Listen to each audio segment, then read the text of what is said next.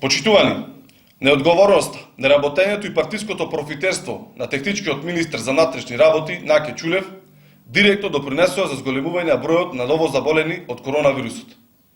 Во време кога здравствените работници со целиот свој капацитет се борат да го задржат коронавирусот под контрола, полицијата предводена од Чулев не превзема ништо за да ги спречи масовните прекршувања на забраната за движење, забраната за групирање и непочитување за задолжителното носење на заштитна опрема.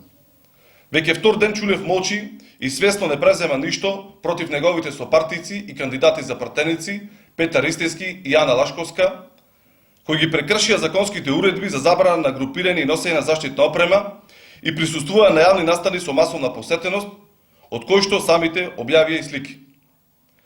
Очигледно на партискиот послушник Чулев поважни му се интересите на Мицкоски, Ристевски и Лашковска, отколку заштитата на здравјето на граѓаните и јавното здравје.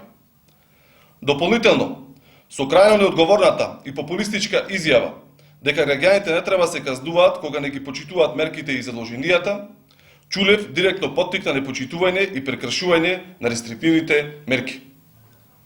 Дека на Чулев и Мицкоски партиските интереси им се поважни од здравјето на граѓаните, потврдува и тоа дека бараат разрешување на Комисијата за заразни болести, барање зад кое се крие можна намера да се влоши состојбата со коронавирусот и повторно блокирање на институциите и државата.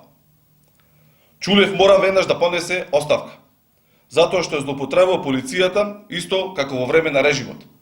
Свесно ги загрозува животите на граѓаните и поттикнува незаконско постапување. За да го спречиме ваквото антинародно и антидржавно несување на Чулев и Мицкоски, потребни се избори. Нова влада и собрание со полн легитимитет од граѓаните е решението за неодговорното несување на Мицкоски и неговите кадри во техничката влада.